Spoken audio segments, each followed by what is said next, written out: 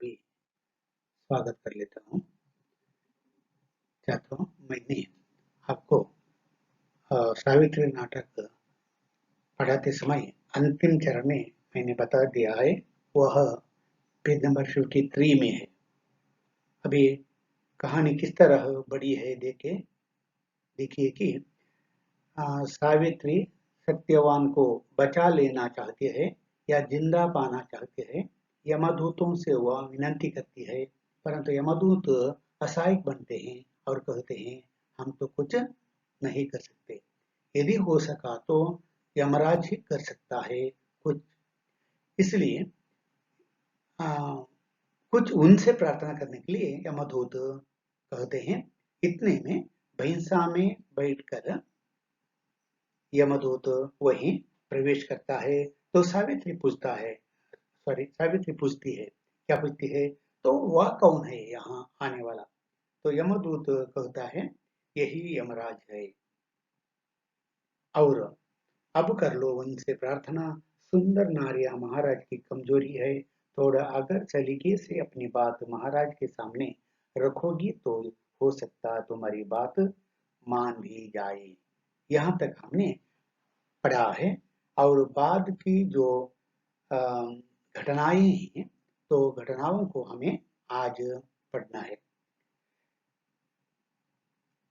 इस स्लाइड्स के पहले कुछ है, अर्थात पेज नंबर 53 में 54 के बाद का वह स्लाइड्स में यहाँ दिया है। देखेंगे अभी पिछले स्लाइड्स में रहने वाले विचार। यमराज वहां बैठने के लिए कोई आसादी अर्थात आसन तलाशते ही कोई ना दिखने पर वे टेबल पर पड़े रोजना मचा को खिसका कर वहां बैठ जाते हैं।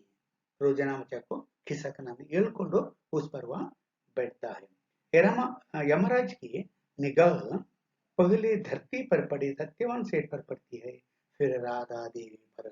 अर्थात इस तरह दिखता है। देखते समय फर्श पर नेलद मेले दो पड़े हुए हैं। एक ओर सत्यवान है, दूसरे ओर राधा देवी।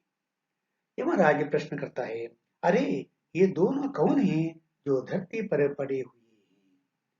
यहाँ धरती पर पड़ने वाले वे कौन हैं? क्या हो गया है इन दोनों को?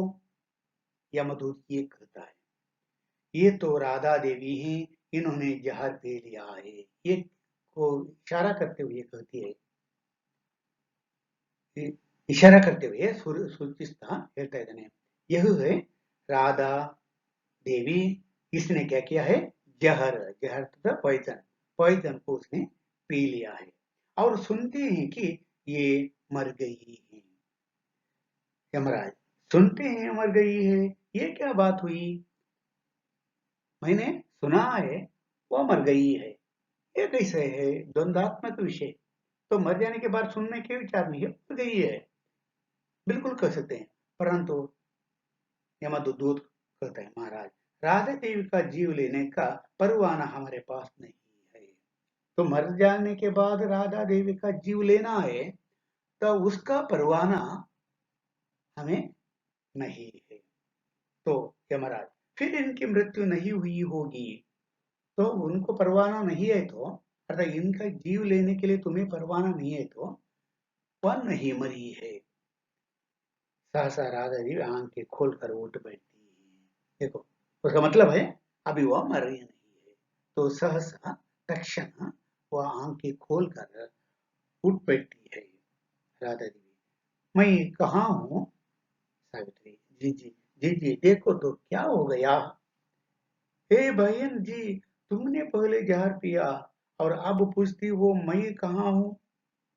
उस मुंडा सिपाही पूछता है। क्या है? आइए बहन। कौन बहन हुआ? राधा देवी। तुमने पहले जहर पिया और अब पूछती हो मैं कहाँ हूँ?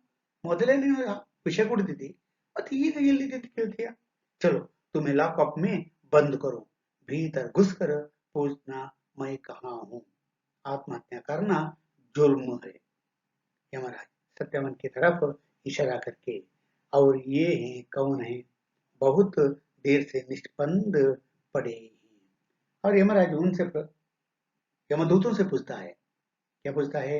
और वह कौन है निष्पंद पड़ा है, ಯಾವುದೇ ಸ್ಪಂದನಿಲ್ಲದೆ स्पंदन रहित पड़ा है, वह कौन है? यमराज सत्यवान की तरफ इशारा करके, और ये कौन है? सावित्री यमदूतों की तरफ इशारा करके, इनके लिए ये दोनों जिम्मेदार हैं। अभी यह स्लाइड में देखिए, यही है, इनके लिए यही जिम्मेदार है, ये मेरे पति हैं। सावित्री कहती है, मेरे पति हैं। गुटमुंडा सिपाही कहता है राधा देवी के पास जाकर, तुमने तो जहर पिया था, फिर मरी क्यों नहीं? నేను విషయం दिए साहिल ले आके। गुटमुंडा सिपाही पूछता है, शीशी में जहर नहीं, बेहोशी की दवा थी। देखो, वह भी नाटक करने लगी है। बेहोश होने की दवा शीशी में थी, बेहोश हुई थी। मैं क्यों मरूं? मैं कायर नहीं हूं। नान हेडी अल्लाह, कायर हेडी, मैं तो कायर नहीं हूं। सत्यवान सेठ को देखकर, अरे ये क्यों ऐसे पड़े हैं? ये क्यों ऐसे पड़े हैं? राधा देवी अपने पति के बारे में पूछती है। इन्होंने भी क्या बेहोशी की दवा पी ली है? ಅವಳು ಕೂಡ ಮೂರ್ಛೆ ಹೋಗುವ ಅವನು ಕೂಡ ಮೂರ್ಛೆ ಹೋಗುವ ಔಷಧಿ ಕುಡಿದಿದ್ದಾನ? सावित्री को देखकर व्यंग्य से, और ये रानी साहिबा भी यहाँ मौजूद हैं। रानी साहिबा भी, अर्थात चौथी पत्नी सत्यवान की, वह भी यहाँ मौजूद है। मौजूद है, हाजिर हाजिर है। गुटमुंडा सिपाही का, अब चलो तुम लॉकअप के भीतर, बहुत हो गया, बड़ा नाटक ಮಾಡ್ತಿದ್ಯಾ, चलो लॉकअप के भीतर। राधा देवी को धकेल कर लॉकअप तक लाता है और ताला खोल कर भीतर कर देता है। हाँ अब ठीक है, ನನಗೆ ಇದೇ ಜಾಗ। लॉकअप के ताला को खोल देता है और उनको धकेल देता है, ಅಂದ್ರೆ ಅದರೊಳಗೆ ತಳ್ಳಿ ಬಿಡ್ತಾ ಇದ್ದಾನೆ। ನನಗೆ ಇದೇ ಜಾಗ ಸರಿ, तुम्हें यही जगह ठीक है, अब ठीक है। सावित्री गुटमुंडा सिपाही से, ये तुम क्या कर रहे हो? फिर सत्यवान के शरीर के पास जाकर बैठती है। यमराज से, दया महाराज, दया, कृपा करके इनके प्राण ना ले जाइए। तो वह प्रार्थना करती है, गिड़गिड़ाती है, दया करके इनका प्राण ना ले जाइए, वापस डाल दीजिए प्राण। यमराज, तुम कौन हो सुंदरी? यमदूत, ये सावित्री है महाराज, और ये जो फर्श पर मृत पड़े हैं, इनके पति सत्यवान हैं। इन्हीं के प्राण हरने तो हम दोनों को भेजा गया था महाराज। तो यमदूत इतिहास कह देता है, ये सावित्री है महाराज, और ये जो फर्श पर मृत पड़े हैं, इनके पति सत्यवान। ಇವಳು ಸಾವಿತ್ರಿ, ಮತ್ತೆ ಅಲ್ಲಿ ನೆಲದ ಮೇಲೆ ಮಲಗಿದವ ಯಾರು, ಅಥವಾ बिद्दंतवर यारो? सत्यवान, सावित्री का पति है। इन्हीं के प्राण हरने के लिए हम दोनों को भेजा गया था महाराज। ಇವನ ಪ್ರಾಣವನ್ನೇ ತರಲಿಕ್ಕೆ ನಮಗೆ ಕಳಿಸಲಾಗಿತ್ತು। प्रश्न, प्रश्न हमने सुंदरी से किया था, तुमसे नहीं मूर्ख।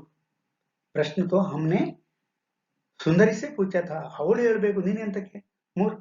हाँ तो सुंदरी क्या कहना चाहती हो?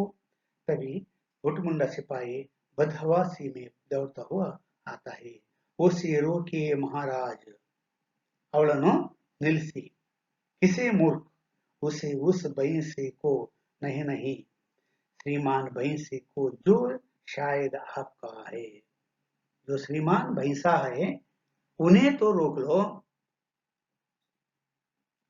यमदूत, क्या हुआ? गुटमुंडा सिपाही, वो श्रीमान का भैंसा थाने का पूरा रिकॉर्ड चेक किया जा रहा है। ಈ ಆಫೀಸಿನ ಎಲ್ಲಾ ರೆಕಾರ್ಡ್ಗಳನ್ನು ಅದು ತಿಂತಾ ಇದೆ। उसे रोके वरना मेरी नौकरी चली जाएगी। ಆ ಕೋಣ ಎಲ್ಲ ಫೈಲ್ಗಳನ್ನು ತಿಂತಾ ಉಂಟು, ನಿಲ್ಲಿಸಿ, ಇಲ್ಲದಿದ್ರೆ ನನ್ನ ಕೆಲಸ ಹೋಗ್ತದೆ। यमराज, जाओ जाकर बांध दो भैंसे को कहीं, यहाँ लॉन नहीं है क्या? हाँ तो सुंदरी क्या कर रही थी? देखो, यमराज भी आज आसक्त हुआ है सुंदरी की ओर।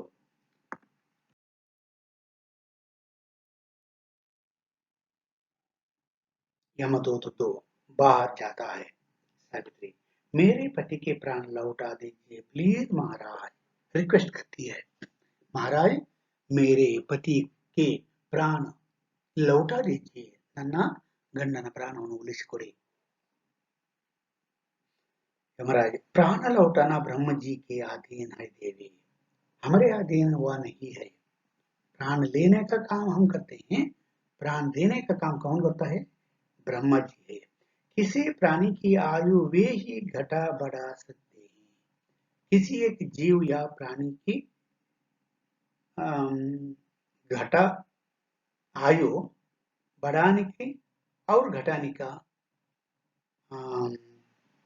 शक्ति उन्हें है, यह हक उनका है। किनका? ब्रह्म का है। यह हमारे अधिकार क्षेत्र से बाहर है। हम विवश हैं, हम विवश हैं, हम तो कुछ नहीं कर सकते हैं। आयु कम करना या अधिक करना किनका काम है? वह ब्रह्मा जी का है, हम तो कुछ नहीं कर सकते। राधा देवी, क्या हुआ सेठ जी को? मर गई क्या? राधा देवी मूर्छित थी अभी तक, तो वह कहती, राधा सत्यवान मर गया है क्या? सेठ मर गया है क्या? सावित्री, मगर आपका विभाग किसी इंसान के शरीर से प्राण निकालने में कुछ विलंब तो कर सकता है। देखो, मगर आपका विभाग किसी इंसान के शरीर से प्राण निकलने में कुछ विलंब तो कर सकता है। यहाँ तो ध्यान देने की बात है, केवल यमराज के लिए नहीं है, हमारे सरकारी दफ्तर में होने वाले भ्रष्टाचार के बारे में यही उल्लेख है। अर्थात कब काम होना है वह तब नहीं होता है, विलंब करके तो वे कर देते।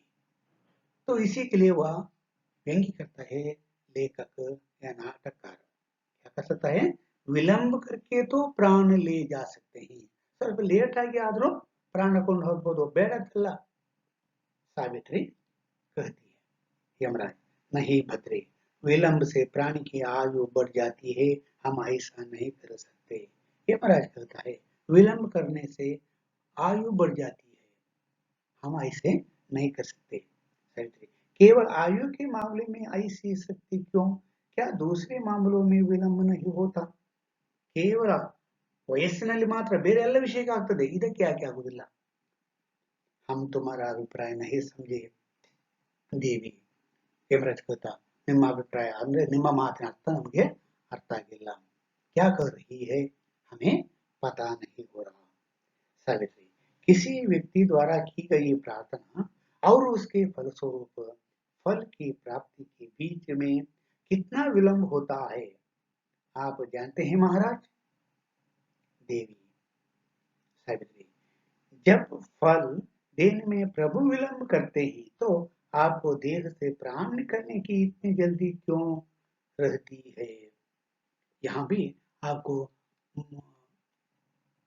एक ध्यान देने की बात है। यहाँ देखिए, जब फल देने में प्रभु विलंब करते हैं तो आपको देह से प्राण निकलने की इतनी जल्दी क्यों रहती है? कन्नड़ में,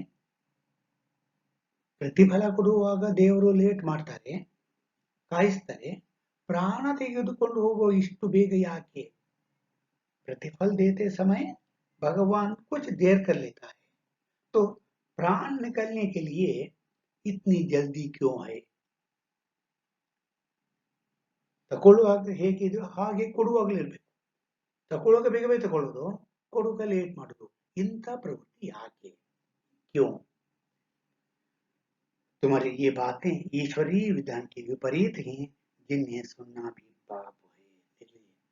यमराज कहता है, तेरी जो बातें हैं वह ईश्वरीय विधान अर्थात भगवान का जो नियम, वह भगवान का जो नियम है उसके विपरीत है।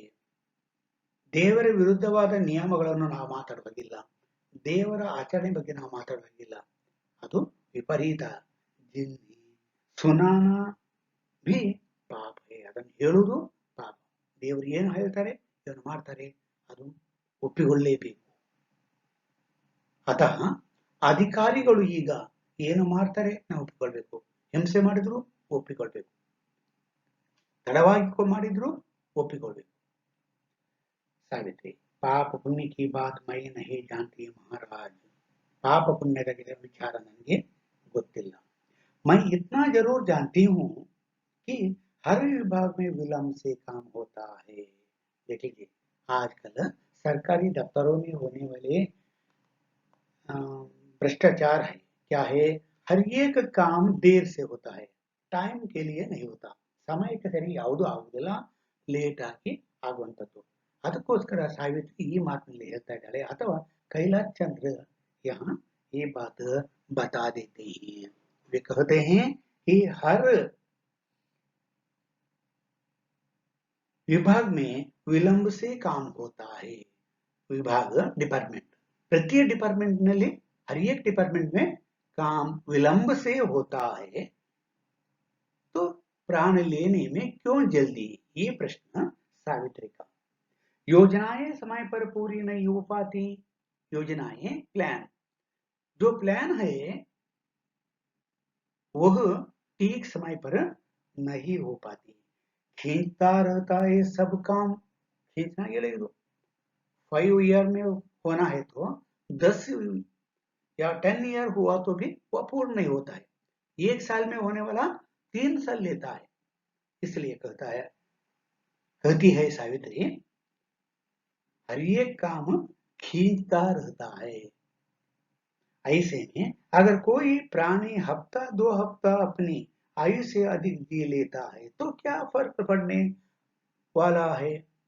हर एक काम लेट होता तो हफ्ता 2 हफ्ता में देर से प्राण लेने से क्या फर्क है, फर्क अंतर.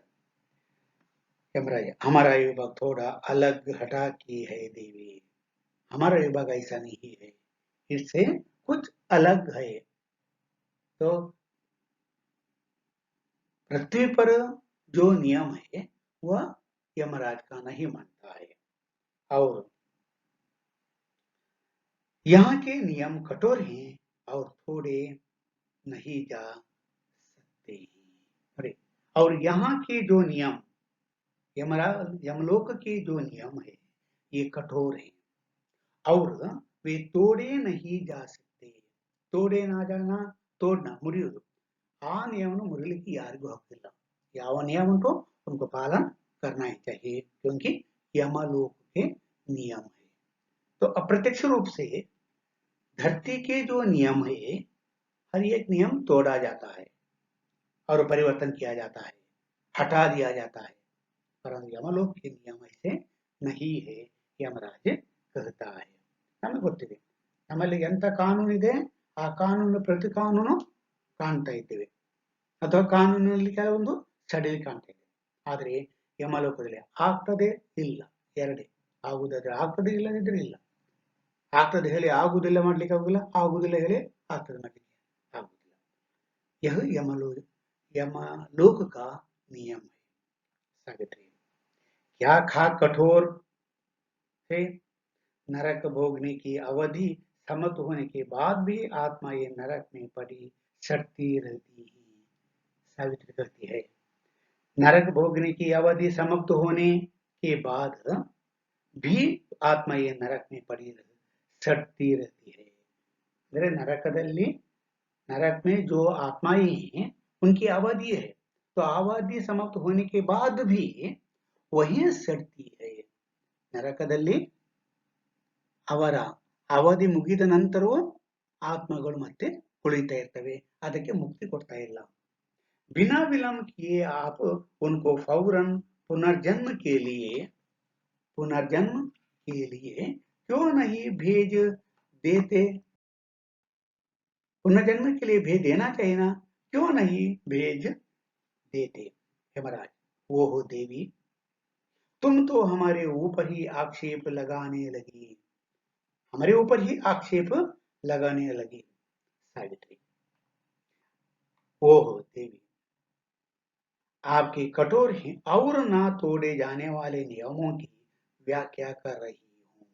मैं तो आक्षेप नहीं कर रही हूँ, आपकी जो कठोर नियम है और ना तोड़े जाने वाले नियमों की व्याख्या कर रही हूँ यमराज या महाराज। आप स्वयं यह तथाकथित कठोर नियम एक बार तोड़ चुके हैं। आप जो कठोर नियम तोड़ नहीं सकते बताते तो आपने भी एक बार वह कठोर नियम को तोड़ दिया है। ಸಾಧ್ಯವೇ ಇಲ್ಲ ನಿಯಮ ಬದಲಾವಣೆ ಆಗುವುದೇ ಇಲ್ಲ ಹೇಳಿದರೆ ಆದರೆ ಒಂದು ಸಲ ನೀವು ಮಾಡಿದರೆ कौन सा है पुराण के जो सत्यवान सावित्री की घटना। क्या कर रही हो देवी, क्या पहले आपने सत्यवान की आयु में चोट नहीं दी थी?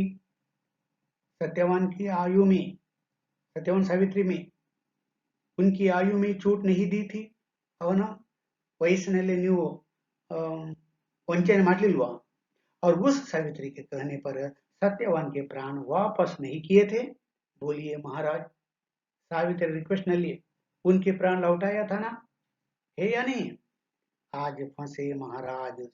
यमदूत कहता ओ ಈಗ ಸಿಕ್ಕಿಬಿದ್ದರೆ महाराजರು, आज भी उस भूल पर पछता रहा हूँ। यमराज कहता मैंने वह भूल जो की है, ನಾನೇನು ತಪ್ಪು ಮಾಡಿದ್ದೇನೆ उसके संबंध में मैं अभी भी ಪಶ್ಚಾತ್ತಾಪ करता हूँ। ಅಯ್ಯೋ ನಾನು ತಪ್ಪು ಮಾಡಿದೆ, ನನ್ನ ನಿಯಮ ಮುರಿದೆ ಅಂತ ನಾನು ಇವತ್ತು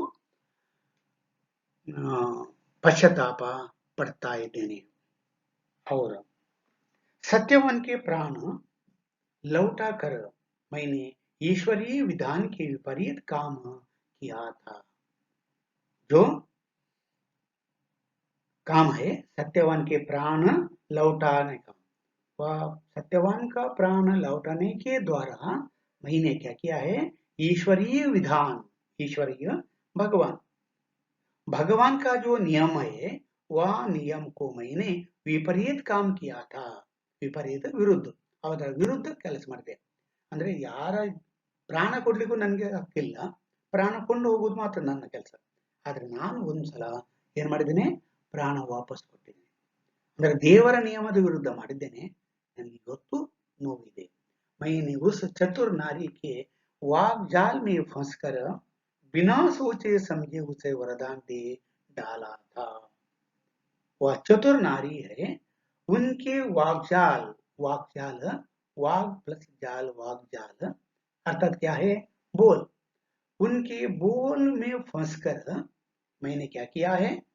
उनको वरदान दे डाला। भद्रे वह सतयुग का काल था, ಆದರೆ वह सतयुग, सत्ययुग ಅದು ಸತ್ಯಯುಗವಾಗಿತ್ತು।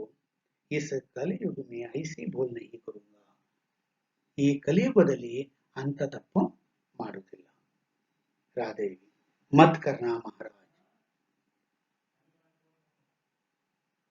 मत करना महाराज। सावित्री कटाक्ष करती है, उस समय आपका युवा काल था महाराज, और एक सुंदर नारी ने आपको लुभा लिया था महाराज। व्यंग्य करती है और व्यंग्य के साथ सत्य भी है। अर्थात जो अधिकारी लोग हैं सुंदर नारियों से आसक्त होकर उन्हें भरोसा देते हैं और कुछ बेनिफिट भी देते हैं। यह विचार यमराज पर आरोप करती है सावित्री। इसलिए उस घटना के संबंध में वह कहती है आपका उस काल में युव काल था, युव काल अर्थात यौवन था, और एक सुंदर नारी ने आपको लुभा लिया था महाराज।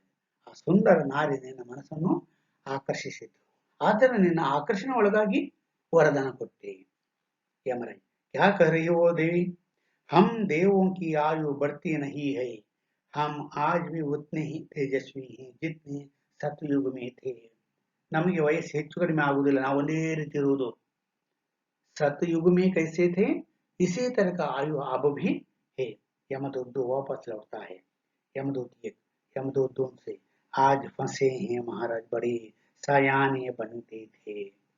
यमदूत निकली आ रही है सारी भी होशियारी, ಈಗ ಅವನಿಗೆ ಎಲ್ಲ ಹೋಶಿಯಾರಿ ಬರ್ತಾ ಇದೆ।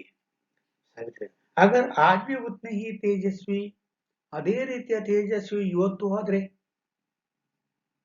ನನ್ನ ಸೌಂದರ್ಯಕ್ಕೆ ನೀನು ಮರಳಾಗಬಹುದು ಅಂತ आग सम्राट हाथ उठाकर ठहरो सुंदरी आज मैं कोई वरदान देकर फंसने वाला नहीं यह जान लो मैं अभी किसी की बातों में नहीं आ सकता और किसी को भी वरदान देकर मैं फंसने वाला नहीं ಒಂದ್ಸಲ ಸಿಕ್ಕಿ ಬಿದ್ದಿದ್ದೇನೆ ಇನ್ನು ಯಾವತ್ತೂ ಸಿಕ್ಕಿ ಬಿಡುವನಿಲ್ಲ ಇವತ್ತೂ ಸಿಕ್ಕಿ ಬಿಡುವುದಿಲ್ಲ आज भी मैं फंसने वाला नहीं हूँ सावित्री मैं भीख नहीं मांगती मुझे नहीं चाहिए आपसे कोई वरदान आपसे कोई वरदान नहीं चाहिए मैं भीख मांगने वाला नहीं हूँ तो फिर भिक्षे बिಡುವುದಿಲ್ಲ ಮತ್ತೇನು मेरी आपसे छोटी सी गुजारिश है कि मेरे पति के प्राण ले जाने में थोड़ा विलंब कर दीजिए प्राण ಎಲ್ಲ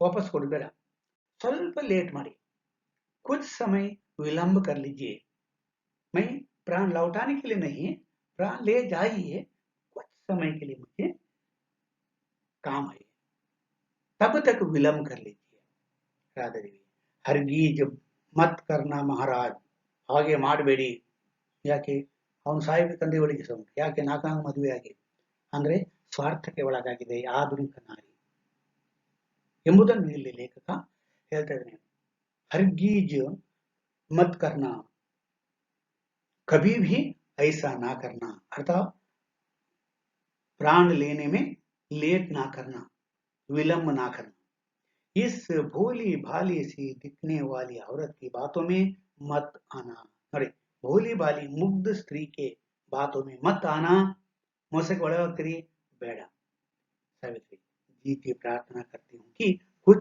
मत बोलो ನನ್ನ ಹತ್ರ ತಮ್ಮ प्रार्थना ಮಾಡ್ತೇನೆ ಸ್ವಲ್ಪ ಬಾಯಿ ಮುಚ್ಚಿ जी अक्का क्यों पहली पत्नी राधा देवी और चौथी पत्नी सावित्री है मैं तो इनके प्राण लौटाने की जुगत में लगी हूँ ये तुम्हारे भी तो पति हैं केवल मेरे लिए नहीं तुम्हारे लिए भी पति हैं राधा देवी देवी जी ने ये माना तो मैं तो समझती थी अपना अकेला अधिकार सेठ जी पर मानती हो पर इसमें भी कोई चक्कर होगा मैं सब जानती हूँ सावित्री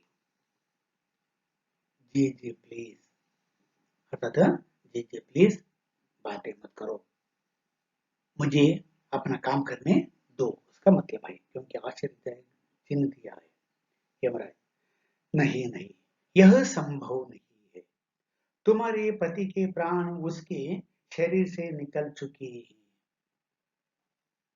बिल्कुल नहीं आगुदे ಇಲ್ಲ ಯಾಕೆ तुम्हारे पति के प्राण उसके शरीर से निकल चुके हैं ಅವನ ಶರೀರದಿಂದ ಹೊರಗೆ ಆಗಿದೆ अब कुछ नहीं हो सकता यह विभाग की छवि का मामला है और इस मामले में कोई समझौता नहीं किया जा सकता कोई समझौता कॉम्प्रोमाइजेशन नहीं हो सकता उस सावित्री वाले मामले में विभाग की बद्धा पहले ही काफी उड़ चुकी है एनोटेशन के लिए है ध्यान दीजिए यह बात क्या है उस सावित्री वाली अर्थात सत्यवान सावित्री सतयुग की सावित्री सत्यकालದ ಸಾವಿತ್ರಿಯ मामले केसನಲ್ಲಿ विभाग की बद्धा पहले ही काफी उड़ चुकी है विभाग कौन सी है यमराज के डिपार्टमेंट उनके डिपार्टमेंट में अवमान अपमान हुआ है कलंक हुआ है और अब की बार बिल्कुल नहीं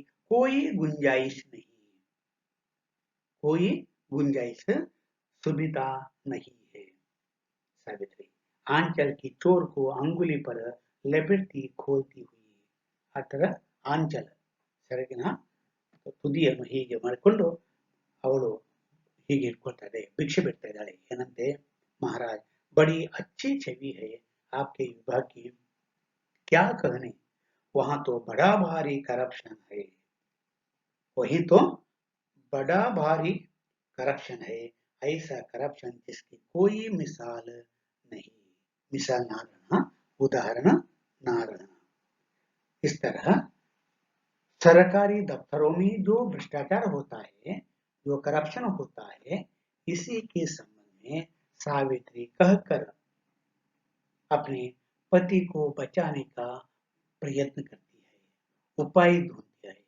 परंतु उनका पति उनको जीवित होना मुख्य नहीं है, परंतु उनसे कुछ काम तो होना है। इसलिए वह कहती है, बचाने के लिए मैं तो नहीं, प्राण लौटाने के लिए मैं नहीं कहती हूँ, मुझे उनका प्राण लेते कुछ विलंब करने की विनती है।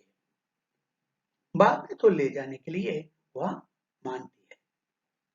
देखेंगे, और इस तरह विलंब होकर उनका प्राण लेने का उद्देश्य क्या है, ये सभी विचारों को हम अगले पेड़ देखेंगे और जानकारी प्राप्त करेंगे।